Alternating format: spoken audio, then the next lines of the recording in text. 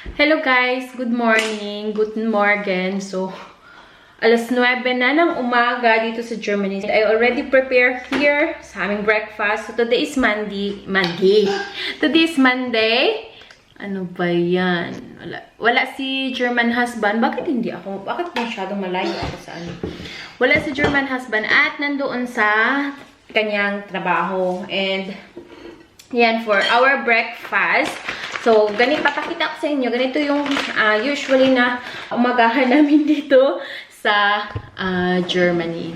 Well, yung nakasanayan ko na dahil ganito naman talaga yung mga breakfast nila dito. So, here is, we have bread. Malaki ito na bread. So, ang tawag niyan is brood. Tapos, inislice ko na yan siya.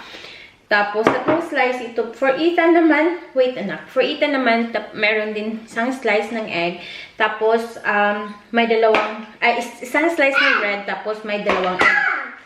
Tapos, I have here mamalade or marmalade. So, mamalade yung tawag sa German. This one is, gawa namin ito. Marami akong mga video sa Facebook kung paano namin ito ginawa dahil kinuha lang namin ito dito sa aming paligid or sa mga forest dahil ito is wild blackberries. Tapos merong ham dito and yan, ganyan. Ganyan lang yung mga breakfast namin. So, kumusta na kayo lahat? Bakit talaga nababother ako dyan dahil yung ulo ko is hindi masyadong hindi masyadong mataas itong aking tripod. Ayan, medyo malayo. Aroy! So, i-chika ko sa inyo yung pinoproblema ko ngayon.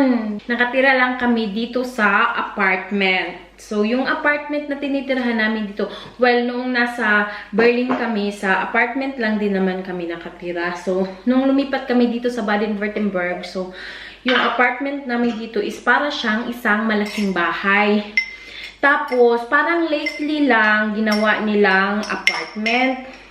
So, ang problema, yung kapitbahay namin is dyan siya nakatira sa baba namin. Ang problema is nagrereklamo siya about kay Ethan. So, lately lang nagreklamo siya na sa gabi daw, dapat 8 o'clock, hindi na daw mag-ingay. Ito kasi si anak is syempre bata, tapos hindi talaga yan siya maagang natutulog.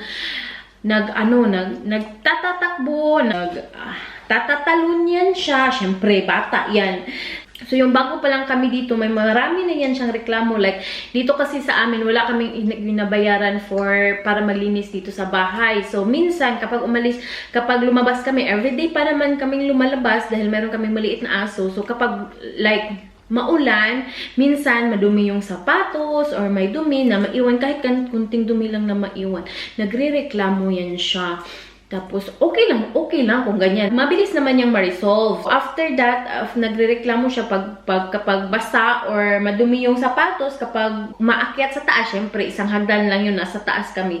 So, tinatanggal namin yung sapatos. So, madali lang yung i-resolve. Pero yun talagang kay Ethan na hindi magtatatakbo after 8, yun yung mahirap. Hindi lang yan ang unang beses na nagreklamo siya about sa maingay. Nung bago pa lang kami, mga 3 buwan pa lang kami dito, nagreklamo din yan siya dahil mga 10:30 na kasi nung time na yun. Tapos itong si Patrick at si Ethan is naglalaro, nagtatakbo-takbo sila, anong pangalan niya, nagdakpanay sila. So, ayun, kumatok talaga yung matanda na kasi mga 60 plus years old, kumatok talaga at sabi, hindi daw siya makatulog at bakit daw nagtatatakbo is 10:30 na daw. Ang ginagawa ko si Ethan at 9, nasa bed na talaga yan siya para matulog. Ngayon talaga yung kinaka-estresan ko dahil paano yan? 8 o'clock. Kasi minsan sa isang buwan, bumupunta kasi dito yung kanyang mga apo. Yung mga apo niya natutulog daw at 8. Hindi daw makakatulog dahil si Ethan nagtatakbo. Yun yung ini-stress ko. Sabi ko nga ni asawa, maghanap na lang kami ng ibang apartment. One time din, nagreklamo din yan siya. Bakit daw parang araw-araw or gabi-gabi para daw kaming pangalan niya na lilipat ng mga mobil or yung mga furniture. Yun yung reklamo niya. Kasi ito si anak.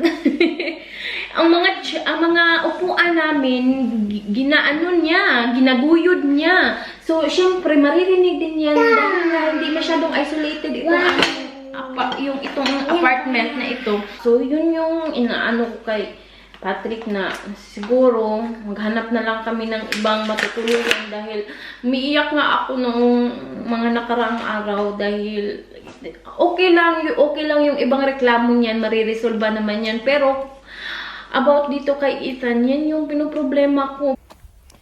So, nandito pala kami ngayon sa labas dahil, hi Ethan! Ito yung ginagawa namin everyday dahil meron kaming maliit na aso. Yan, si Siri. So, everyday, lumalabas kami and yeah, ganito yung aming parang surroundings dito sa tinitirhan namin. Talagang ang ganda ng kapaligiran dito, ang mga bahay-bahay. Kaya nga lang, yun lang yung problema talaga doon sa aming apartment. So, very nice yung surroundings dito. Ngayon is medyo malamig pa dahil winter pa dito sa Germany and soon mag spring na. But today wala talagang araw. So usually kapag winter ganito talaga sa Germany. Makulimlim. Parang alas 5 na ng gabi pero alas 11 ng umaga ngayon. So everyday naglalakad kami. Ayan. Si Ethan, siya yung nagdadala kay Ziri. Hello, Ethan! Minsan naman ako, kadalasan siya. So, ayan. Tapos, dito sa taas ng aming tinitirhan. So, ang tinitirhan namin is doon sa baba. Ay, yeah.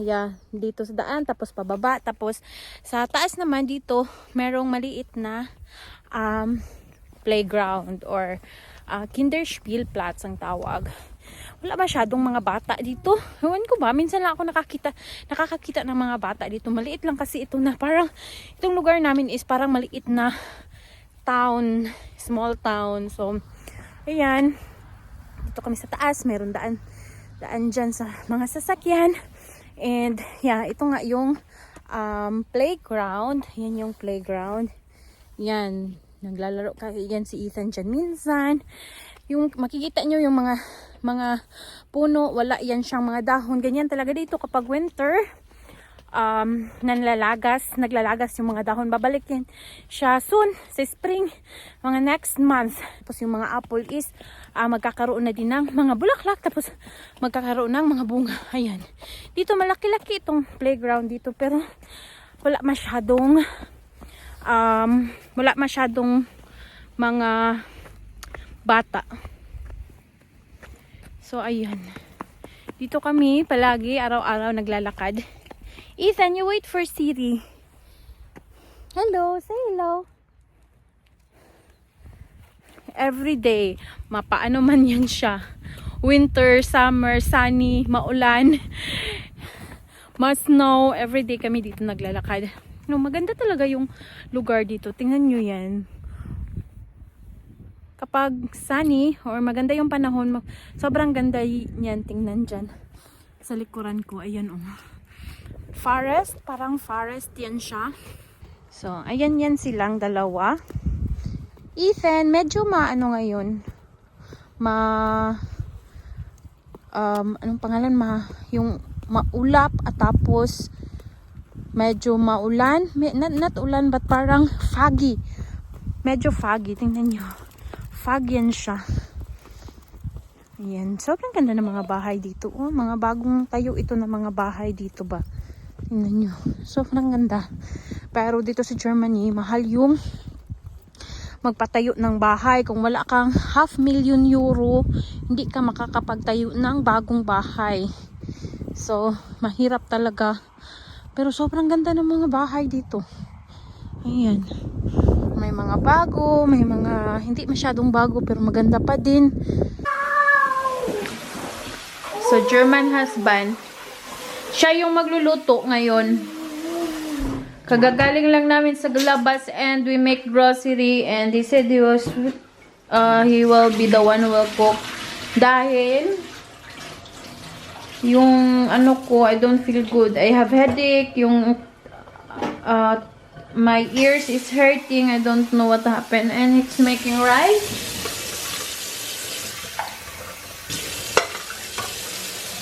Alas 7 na pala ng gabi. 1.5 cup rice and 1.5 cup water. I learned from you. You're already pro in making rice. It's not difficult with rice I cooker. need to get it already. The camera is already full. Yeah, tapos gagawa siya ng what you will make food? Schnitzel. Schnitzel. Schnitzel is a German food. Oh, where is the... I already have it, no? Yeah, can you give me egg? I need 2 eggs. You need 2 eggs. So... Ethan! Hello, Ethan! Yan si Ethan. Egg! Egg! Egg! Egg!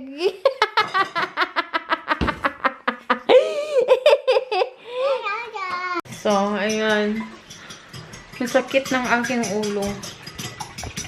And he's making the para sa schnitzel. Pork schnitzel yung kanyang gagawin. Ethan, you always make like that, anak. That's why it's so... That's our neighbor always make bishbero. Hey! Shh! Shh! Max dun na nish bitcha. Yan siya palagi. Oh, kaya yung aming kapitbahay nagsasabi every day daw move kami ng furniture dahil yung upuan ginuguyod-guyod niya palagi araw-araw, gabi-gabi. Hoy! Ay, ay, ay! Cook! Hoy! Hoy! And 2 years old pa nga lang ito sa paano na lang pag mag 3 years old, pag 4 years old? No, no, no, no. Si Ethan is umiiyak.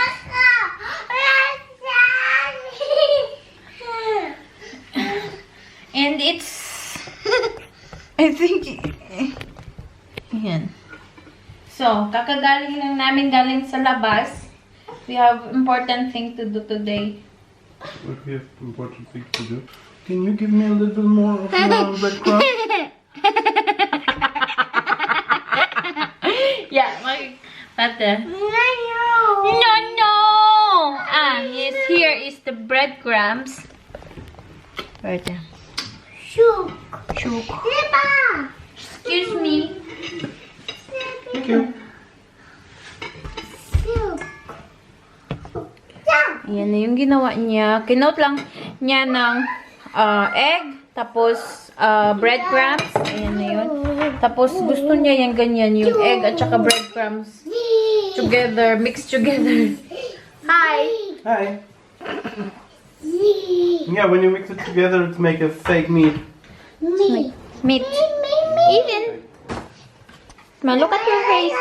So, hi guys! Isali ko na lang ito sa video. Well, I have mga package na dumating ngayon. This is from Amazon. In-order ko sa Amazon. So, mag-unbox ako nito. So, I will be sharing also to you kung ano yung mga binili ko sa Amazon. So, Amazon dito is one of the shopping, parang online shopping kung sa atin sa Pilipinas, mga Lazada, mga Shopee. So, dito sa amin is Amazon. Marami naman pero I like Amazon.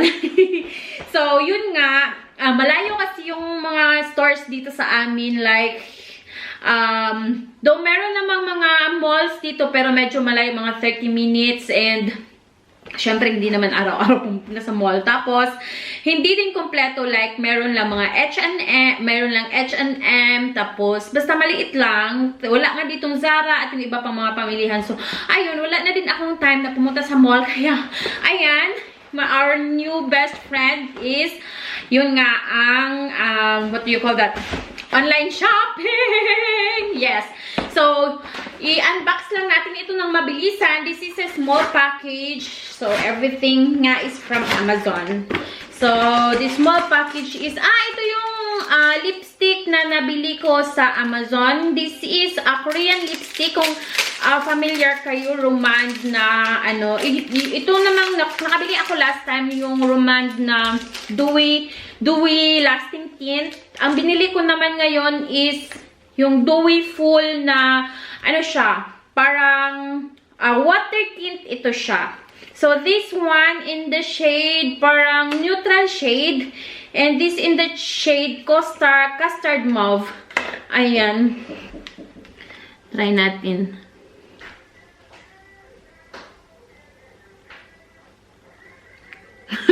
Para namang walang nangyari. And isa sa nagustuhan ko kasi sa Amazon, dahil kapag hindi mo nagustuhan yung kanilang mga product, at yeah, pwede mo siyang you can return it. So, ayan, yan yung ating new shopping best friend. So, ito naman is, what is this? Libro. So, this year, nahiligan one of my goal is magbasa ng libro. So, since the start of the year, it's almost the finish of February, and I already have 1, 2, 3, like, I finished already 3 books. Now, I again buy book. I think dalawa itong binili ko, and the first one nga ito is the Good Vibes, Good Life. Ayan, maganda ito. I mean, maraming mga nakikita ko sa TikTok, maganda daw mga reviews na maganda daw itong sa na libro. I always like reading mga self-motivational books dahil, you know, I have kasi problem in, like, mahiyain kasi ako, and I always have problem on parang pushing myself, something like that. So, I am hopeful na makakatulong itong mga books sa akin to, like, build more of myself. Next, sabi bilisan pero parang ang tagal natin sa isang package. Next is another book. So this one, if you are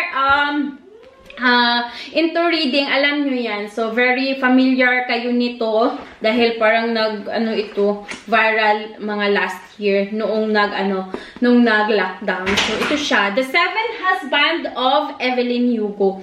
So aside from reading mga motivational book, I also started now to switch into like mga ganito na mga libro. And then next maybe love storybooks, and basta of course lawakan natin ang ating mga mga goals. And then the last box I have here, I mean the last carton I have here, I think this is the one that my husband asked me to buy.